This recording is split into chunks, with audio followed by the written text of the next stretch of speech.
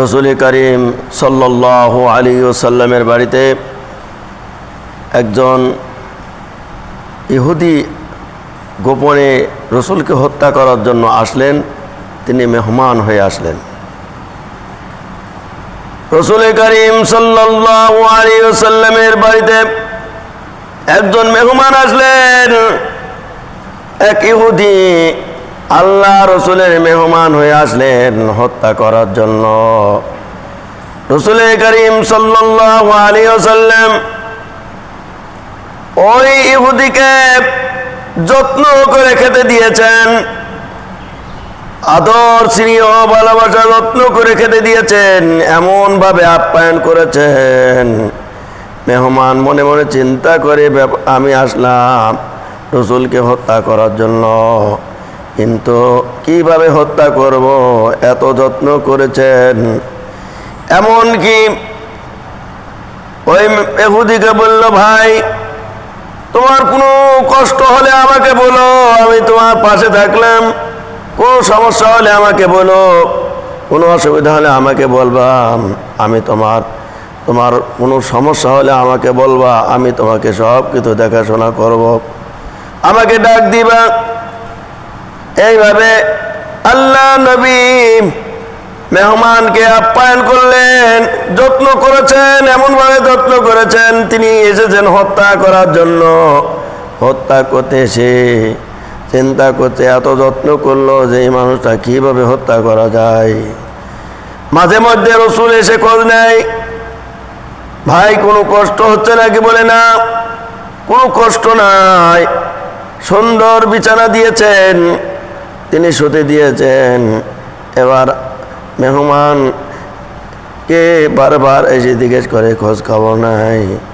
মেহমান মনে মনে ওই ইহুদি মনে মনে চিন্তা করলো কি করা যায়, এত আদর এত যত্ন, কিভাবে এই মানুষটাকে হত্যা, আমি তো এসেছি হত্যা করার জন্য, কিন্তু তাকে তো হত্যা করতে পারলাম না। শেষ পর্যন্ত মনের হিংসায় কি করলেন, তিনি বিছানায় পায়খানা ফিরে রাতারাতি পালায় চলে গেছেন। এবার আল্লাহ রসুল এসে দেখে ওই ব্যক্তি নাই, চলে গেছেন, বিছানায় পায়খানা করে চলে গেছেন। রসুল এবার নিজ হাতে সব কিছু বিছানা পত্র ধুয়েছেন, পরিষ্কার করলেন। পরিষ্কার করে এবার বিছানার তলে দেখে তরবারি। ওই তরবারিটা নিয়ে পরদিন ওই ইহুদির বাড়িতে যায়। ইহুদির বাড়িতে যাই বলে, ভাই আমার বাড়িতে গতকালকে যে আপ্যায়ন করেছি, তোমার পেট খারাপ হয়েছে। পেট খারাপ হয়েছে। আল্লাহ রসুলের আদর্শ ছিলেন আলাদা, তিনি চরিত্র ছিলেন আলাদা, এমন একটা মানুষ তিনি ছিলেন। দেখুন না, এক বুড়ি প্রত্যেক দিন পথে কাটা দিত, হঠাৎ করে বুড়ি আর কাটা দেয় না, কাটা নাই। রসুল বলল, ব্যাপার কি রে, এই বুড়ি তো প্রত্যেক দিন আমার পথে কাটা দেয়, আর কাটা দিয়ে কাটা ফুটে দেয়, হাসে, দূর থেকে খিলখিল করে হাসে, বুড়ি তাকায় আর হাসে। আল্লাহ নবী কাটা ফুটে যায়, কাটাগুলি বের করেন, একটু আঘাত পান না। হঠাৎ করে লক্ষ্য করে দেখছেন ওই বুড়ি আর কাটা দেই নাই, কাটা পথে নাই। কারণ কি? খোঁজ নিলেন, দিনমানে তো রৌদ্রাই সৌদি আরবের লোকজন, আরবিরা সৌদিতে লোকজন বের হতো না। এবার আল্লাহ নবী চিন্তা করলেন, এই সময় তো এরা বের হয় না, আমি যাই একটু খোঁজ খবর নিয়ে আসি, আমি দেখে আসি। কারণ বুড়ির বাড়িতে একদিন যেতে গিয়েছেন, ঢুকতে দেন নাই। প্রচণ্ড রোদ, এত তাপমাত্রা, ওই তাপমাত্রায় সৌদি আরবের লোকজন বের হয় না। বুড়ির কাছে চলে গেলেন, যাওয়ার পরে বুড়ি অসুস্থ হয়ে পড়ে আছেন। আল্লাহ নবী যে দেখে বুড়ি জ্বর এসে, প্রচণ্ড জ্বর এসে বিছানায় পড়ে আছেন।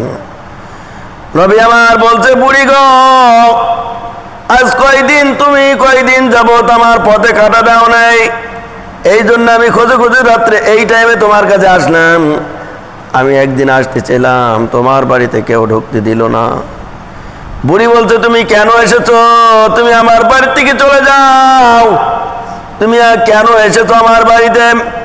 আল্লাহ নবী বলছে, বুড়ি গো, আমি কথা দিলাম তুমি আমার প্রত্যেক দিন কাটা দাও, তারপরও কেউ তোমার খোঁজ নেই না। আমি তোমার খোঁজ খবর নিয়ে এসেছি, আমি তোমার কোনো ক্ষতি করব না। বুড়ি তারপরে বলছে, তুমি কেন এসেছো আমার বাড়িতে? বুড়ি এই কথা বলার পরে আল্লাহ নবী বলেন, আমি তোমার জন্য কিছু ফল নিয়ে এসেছি, আমি তোমার কোনো ক্ষতি করব না। বুড়িকে বলল, মা গো, তোমার বিছানা নোংরা হয়ে আছে, এই বিছানাটা আমি পরিষ্কার করে দিয়ে যাই। আল্লাহ নবী বুড়ির বিছানা পরিষ্কার করে দিলেন, ভালো বিছানায় শোয়াই দিলেন। আবার বললেন, মা গো, আগামীকাল আবার আসবো, আবার তোমার খোঁজ খবর নেব। পরদিন আবার এসেছেন।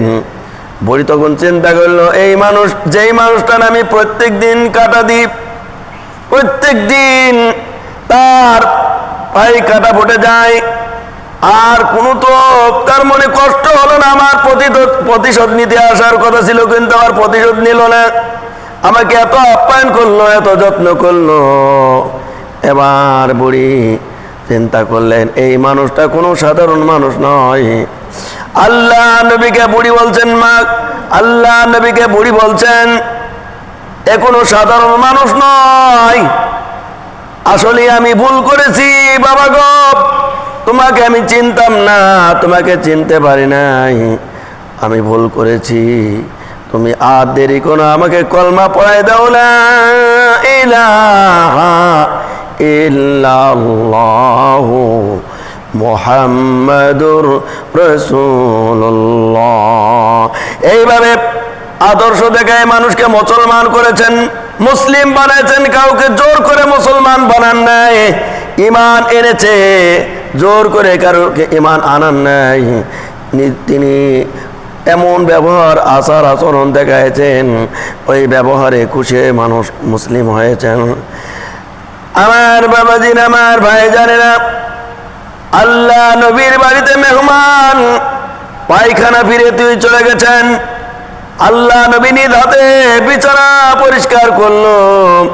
বিছানা পরিষ্কার করার পরে বিছানার তলে তরবারি ছিল, ওই তরবারি এনেছিল রসুলকে হত্যা করার জন্য, কিন্তু হত্যা করতে পারে নাই। বিছানার তলে তরবারি রেখে ওই মেহমান পায়খানা ফিরে ইহুদি চলে যায়।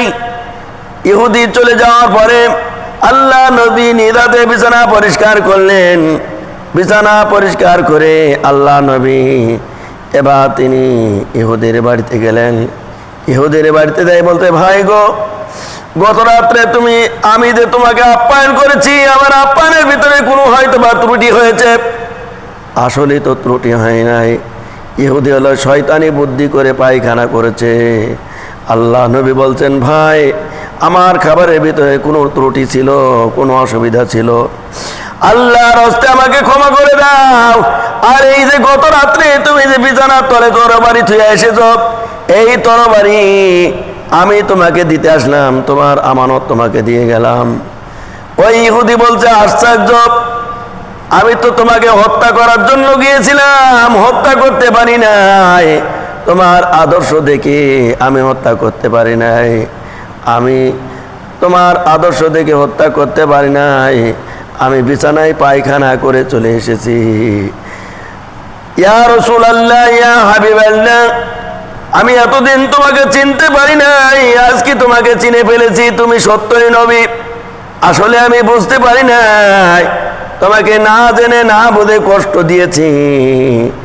এমন মানুষ কোনোদিন মানুষকে ক্ষতি করতে পারে না, এমন মানুষ কোনোদিন কোনো মানুষকে মারতে পারে না। আমি হত্যা করার জন্য গিয়েছিলাম, কিন্তু আমি গত রাত্রে তোমাকে হত্যা করি নাই। আবার সেই তরবারি তুমি আমাকে ফেরত দিতে এসেছ। আসলেই তুমি একজন সত্য মানুষ। এতদিন আমার বিশ্বাস ছিল না, আজ থেকে আর আমার অবিশ্বাসের কিছু থাকলো না।